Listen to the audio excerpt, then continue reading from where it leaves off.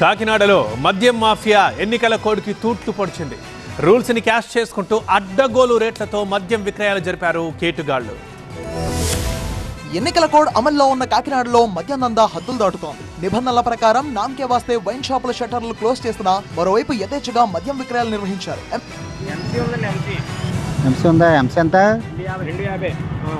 50 రూపాయలు ఎక్కువ, 200 కదా.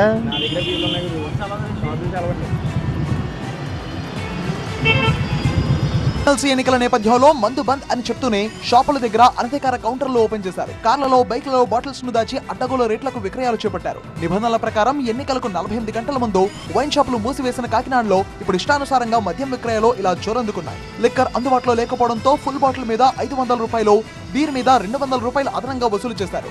వైన్ షాపుల చుట్టూ కార్ పార్క్ చేసి లిక్కర్లు విక్రయిస్తున్నారు. షాప్ బయట ఉన్న వాళ్లకు ఫోన్ పే చేస్తే కారు దగ్గరకు వెళ్లి మందు తీసుకునేలా ఏర్పాట్లు చేశారు. కాకినాడలో విజయదుర్గ, ఆనంద్, శ్రీనివాస వైన్స్ లో ఎమ్మెల్సీ కోడ్ నిబంధనలను ఉల్లంఘించి మద్యం విక్రయాలు జరుగుతున్నా పోలీసులు చూసి చూడనట్టు వ్యవహరించారని ఆరోపించారు స్థానికులు.